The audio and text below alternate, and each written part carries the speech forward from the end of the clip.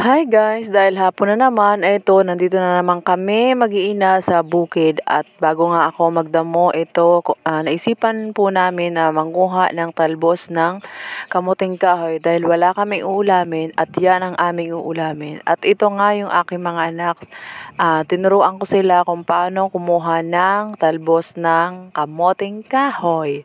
Dahil nga first time nila na kumuha at hindi pa nila alam kung anong kukunin ba o yung dahon ba o yung talbos. At sinabi ko talbos. At ayan nga, 'di ba? O kahit di niya abot, pinipilit niyang abutin dahil mas malalaki pa sa kanila ang kamuting kahoy. Yan po ang pananim ng aming tatay nung medyo malakas pa ang aming tatay at masipag pang magtanim. At eto nga yung aking pangalawang anak, sabi ko sa kanya, putol-putulin niya yung mga matataas na damo dahil nga yung isang anak ko o yung kapatid niya, mas matataas pa sa kanya yung damo dahil hindi nga siya suot ng jacket at jogging pants. Hindi po siya makasunod sa amin dahil yun nga, mas matataas pa sa kanya yung mga damo. Grabe guys, kapag nasa bukid ka pala, marami kang magagawa at syempre marami ka rin may isip kung anong pwedeng itanim at marami kang makukuha na pwede mong iulam at hindi ka naman problema kung anong uulamin mo. Kasi kahit kunti yan, basta may gulay araw-araw, mas maganda kasi kapag may gulay araw-araw, 'di ba? At ayun na nga, tapos na kami manguha ng talbos ng kamuting kahoy at eto naman ako. Ito yung anak ko nga, o tingnan nyo guys. Kapag may hawak siya ng cellphone, hindi ko alam kung anong pinagagawa niya. Pinagbibidyohan niya ako at syempre nagbibidyo niya rin sa sarili niya. O tingnan nyo guys. At ayun na nga guys, hindi ko alam kung anong pinagagawa ng aking anak na ito.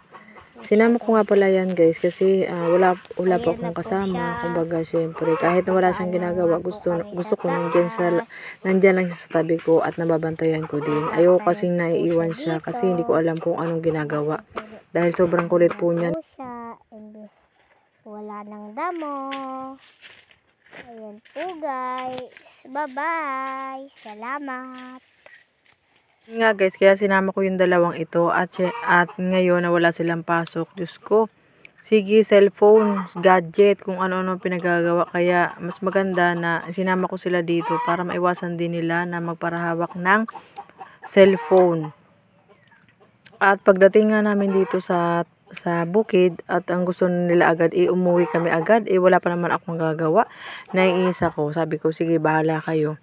Umuwi kayo, iwanan niyo ako dito. Ayaw naman nila ako iwanan. Eto nga, habang nagdadamo ako, may nakita akong malaking pinya. Natakpan siya ng mahabang damo. Mataas na damo. O yan guys, diba? Ang laki na pala. Buti na at nakita ko.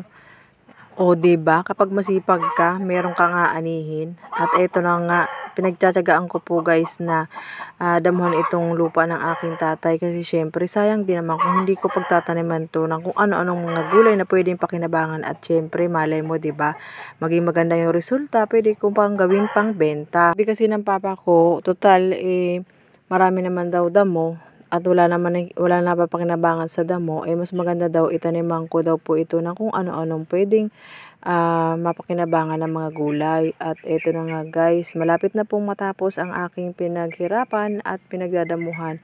Guys, ang sabi ko nga sa sarili ko, kung kaya ng papa ko, mas kakayanin ko rin kasi syempre yung tatay ko medyo may kakatandaan na rin. Sinabi ko sa sarili ko na kaya ko rin. Mahirap pero kaya kapag may tiyaga. Kasi ang isang bagay guys, kung hindi natin pagtutuunan ng tiyaga, hindi natin maaabot kung ano yung gusto natin sa buhay. Drama ko guys, no? Pero yun ang totoo talaga, 'di ba?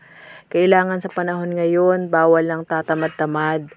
At meron pa akong tips sa inyo guys. Kahit wala tayong lupain, pwede naman po tayo magtanim sa bakuran, sa bahay, 'di ba? Maraming sako guys. Maraming paraan kapag ginusto po natin ang isang bagay.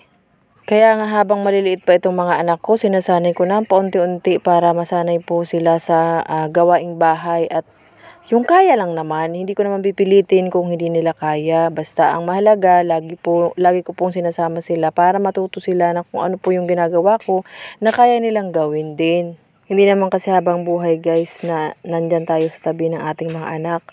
Kaya habang bata pa, Mas mabuti pang natuturuan natin ng paunti-unti. Tama naman talaga, 'di ba? Para din naman sa kanila 'to eh.